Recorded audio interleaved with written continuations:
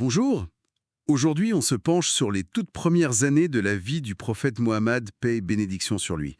On s'appuie pour ça sur un document spécifique, Hayat al-Rasoul, saint.pdf. Oui, bonjour. Ce texte nous plonge d'emblée dans la Mecque de l'époque.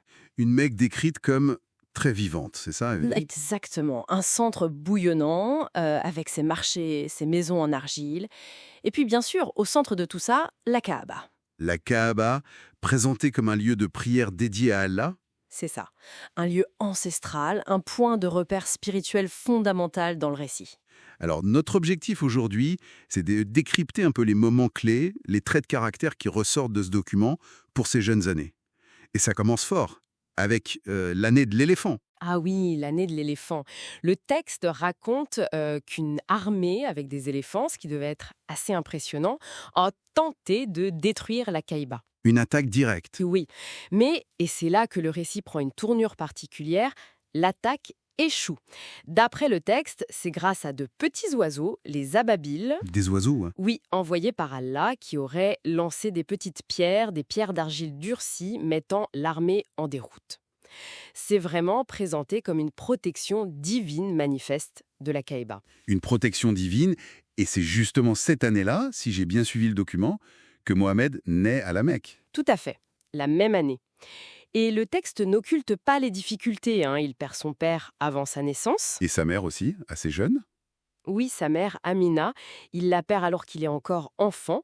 Des épreuves, donc. Pourtant, le récit insiste sur le fait qu'il grandit bien. C'est ça. Malgré tout, il est dépeint comme étant sous la protection d'Allah, puis de son grand-père, de son oncle. Il devient, je cite un peu le texte, fort, doux et plein de lumière. Et il y a une vraie insistance sur son développement harmonieux et sur son caractère dès le plus jeune âge. Oui, ce point sur le caractère m'a frappé. Cette honnêteté constante, cette gentillesse envers les plus démunis, l'aide aux autres, c'est très présent dans le document. Très présent. Le texte affirme que ses qualités étaient tellement évidentes, tellement reconnues, que ça lui a valu un surnom. Le fameux surnom. Al-Amin. Al-Amin. Le digne de confiance. Le texte insiste beaucoup là-dessus, non? Ah oui, énormément. C'est présenté comme un point fondamental, le fait qu'il soit appelé comme ça, reconnu par tous pour sa fiabilité, son intégrité, et ce, avant la révélation. Avant même qu'il ne soit prophète. Exactement.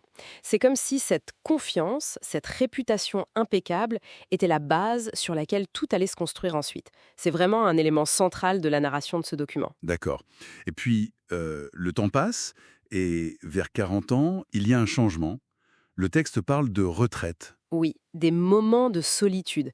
Il se retire dans une grotte sur le mont Hira pour prier, pour méditer, loin de l'agitation mécoise. Une quête spirituelle, donc. Une quête intense, oui.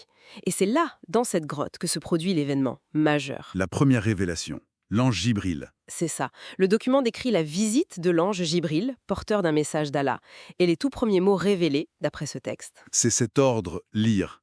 Iqra, oui, lis au nom de ton Seigneur qui a créé. C'est présenté comme le point de départ de l'islam. Et l'islam y est décrit comment? Comme une religion de paix, de justice, de miséricorde.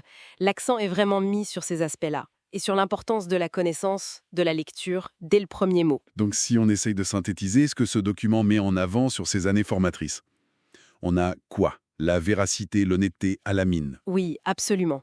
L'entraide. La patience face aux épreuves, vue comme une protection divine. Exactement. Cette résilience et cette connexion ressentie avec Allah. Et cette quête qui mène à la révélation. Tout à fait. Le fil conducteur, c'est vraiment cette intégrité fondamentale, cette confiance qui l'inspirait bien avant tout, posée comme le socle essentiel par le récit. Voilà donc un aperçu des événements et des qualités que ce document spécifique met en lumière concernant le début de la vie du prophète Mohammed. Une narration qui insiste sur l'intégrité comme fondation. Merci pour cet éclairage. Et cette notion de El-Amin, le digne de confiance, telle qu'elle est racontée ici, ça résonne au-delà du contexte historique, non ? Ça invite peut-être à réfléchir à la place de cette confiance essentielle dans nos propres interactions aujourd'hui encore.